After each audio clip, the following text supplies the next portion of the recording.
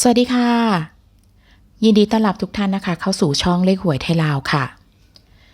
สำหรับคลิปสุดท้ายนะคะของงวดวันที่20พฤศจิกายนนะคะก็จะเป็นชุดสรุปจากสถิติเลขวิ่งนะคะที่เราคำนวณได้จากสูตรทั้งหมดที่เรามีนะคะแล้วก็นำมาจับชุด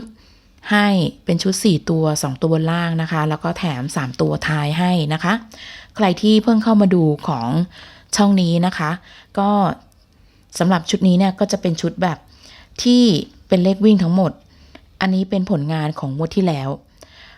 ที่เราทำเนี่ยก็คือมีทั้งหมด31สูตรที่ลงให้นะคะโดยเด่นที่เราให้งวดที่แล้วก็จะเป็นเด่น8กับ2แต่ผลที่ออกมารู้สึกว่าจะไม่มี2นะคะจะเป็น8 9 6 5นะคะขอลงเป็น4ตัว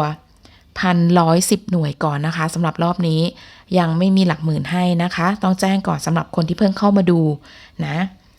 งวดที่แล้วสำหรับชุดนี้สรุปให้เป็น8กับ2นะคะที่มาเด่นเพราะว่า8มาเยอะสุดนะคะแล้วก็จากเลขที่คำนวณให้ก่อนนั้นเนี่ย2ก็ค่อนข้างมาเยอะนะคะก็เลยสรุปให้เป็น8กับ2ที่เป็นเลขเด่นมาดูของเลขที่เราจับให้สำหรับชุดนี้เนี่ยเราจับ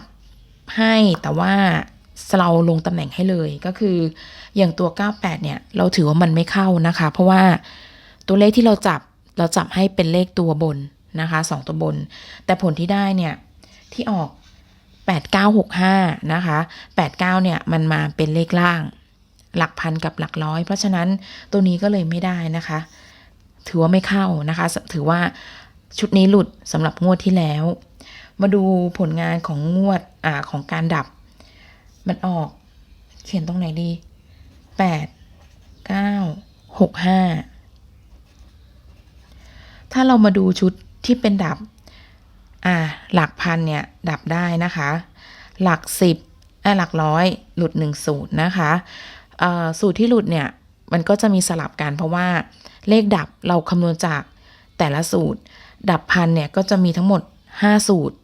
หลักร้อยมี5หลัก10มี4หลักหน่วยมี4สูตรนะคะ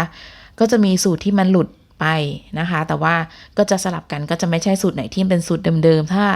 สูตรนั้นหลุดติดต่อกัน2งวดเราก็เลิกใช้นะคะแล้วก็คิดสูตรขึ้นมาใหม่ให้ต่อเลยที่หลักร้อยผ่านนะคะหลักหน่วยหลักหน่วยผ่านแต่เราไม่ได้จับ65ให้นะคะก็เลยข้าม65ก็เลยเป็นอันว่าชุดนี้เนี่ยหลุดไปเมื่องวดที่แล้วนะคะส่วน98นั่นคือเราให้เป็นเลขบนมันก็เลยไม่ได้นะคะแต่ใครจะตามก็สามารถตามได้นะคะว่าคือจริงๆถ้าเกิดจะให้เล่นบนล่างรวมกันเลยเนี่ยมันก็ตั้ง10ชุดมันก็จะดูเยอะเพราะฉะนั้นเราก็เลยจับแยกให้เลยนะคะมาดูของงวดนี้ที่คำนวณให้นะคะก็จะมีทั้งหมด30สูตรที่ทำให้มานะคะมาดูดับแต่ละหลักก่อนดับเนี่ยถ้า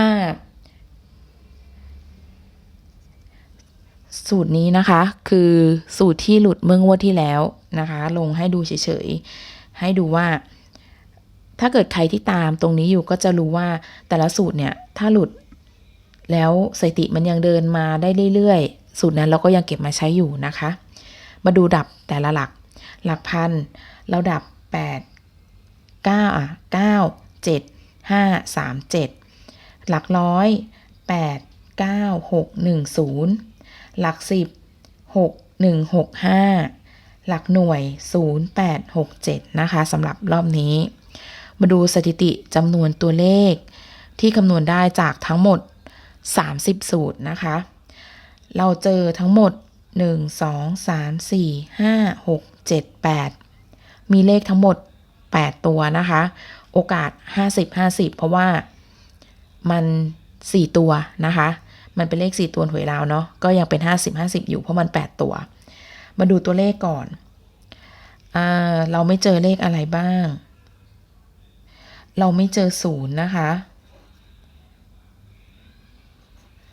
0 1 2 3 5ไม่เจอ0กับ1รอบนี้นะคะที่ไม่เจอมาดูจำนวนสถิติของแต่ละตัวสูตรนี้เนี่ยสูตรที่1นะคะถ้าใครดูย้อนไปประมาณ 2-3 งวดสูตรชุดนี้เนี่ยเราลงให้ตลอดนะคะแล้วมันก็เดินดีมากมาดูก่อน1 2 3 4 5 6 7 8 9 10งวดนะคะสำหรับสูตรนี้เคยลงให้แล้วแต่จำตัวเลขไม่ได้ละงวดที่แล้วสูตรนี้ก็ไม่ได้ลงแต่ว่าบอกเลขเลยว่ามันได้6นะคะงวดนี้ถ้าใครจะตามสูตรนี้อีกมัน10งวดแล้วนะคะมันเริ่มระยะยาวนะคะคือเราเคยแจ้งว่าสูตรที่เดินมาประมาณ10งวดเนี่ยพองวดที่11 12เนี่ยเหมือนมีแนวโน้มมันจะหลุดนะคะก็อีกอย่างหนึ่งมันเจอแค่ตัวเดียวด้วยนะคะแต่ถ้าเกิดใครชอบก็สามารถตามได้สูตรนี้เราจะไม่ว่ากัน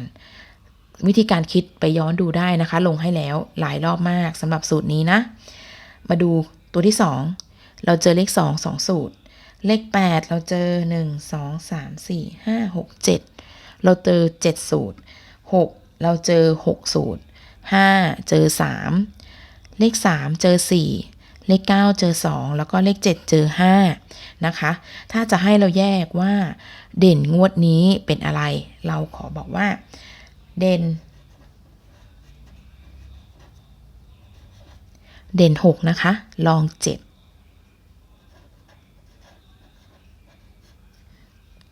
อันนี้ตามความชอบนะคะแล้วก็จากการคำนวณหลายด้านหลายสูตรนะคะที่บางอย่างเราไม่ได้นำเสนอออกมาเราจะเจอเด่น6เนี่ยมาเยอะแล้วก็ลองมาเป็น7ถ้าใครชอบ8ก็ตาม8ได้นะคะ8มันก็คือเด่นในจำนวนสูตรของมันเองแต่เวลาจับแยกเล่นบนล่างเนี่ยเจอบ้างนะคะเจอไม่มากแต่เยอะสุดคือเลข6มาดูของ2ตัวบนล่างจากเลขทั้งหมดที่เรามีนะคะหักจากตัวเลขดับประจำหลักดับหักไปแล้วเราก็จะจับได้จริงๆ2ตัวเนี่ยมันได้เยอะมากเราก็ตัดออกพยายามตัดให้มันเหลือน้อยนะคะชุดนี้บอกเลยว่าเข้าบ่อยเหมือนกันจะส่วนใหญ่ก็จะเข้าเป็นแบบ2ตัวนะคะ2ตัวบนล่างแต่4ตัวตรงยังไม่เคยนะคะมีแต่ผิดหลักนึงอะไรเงี้ยเข้า3ตัวอย่างเงี้ยมีนะคะมาดู2ตัวล่างก่อน2ตัวล่างที่เราจับได้คือ2 3 2 7 6 2 6 7 6 3นะคะ2ตัวบน3 2 3 9 3 8 7 3และ7 8นะคะเน้นไหมตัวนี้ลงให้แล้วนะคะมีชุดหนึ่งตัวเน้นแล้วก็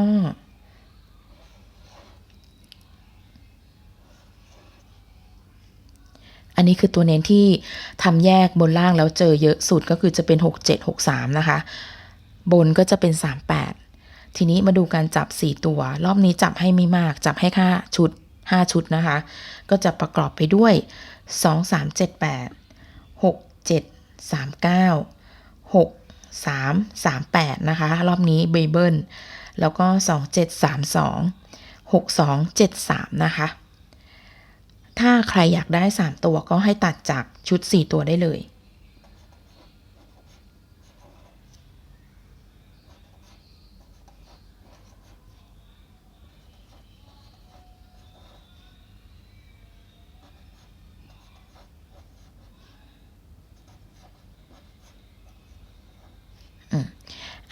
ตัดแล้วก็จะได้5ชุดเหมือนกับ4ตัวนะคะก็เอาไว้เป็นแนวทางเนาะเพราะว่าชุดนี้เนี่ยถ้าถือว่างวดที่แล้วหลุดนะคะไอ้2ตัวนั้นน่ะถือว่าไม่เข้าเนี่ยก็รอบที่แล้วหลุดรอบนี้เนี่ยมีโอกาสเพราะว่าตัวเลขค่อนข้างก็จับมาแบบที่เห็นเลย8 6 3 7 8 6 3 7มีไหมใครจะจับเพิ่มอีกก็ได้นะคะ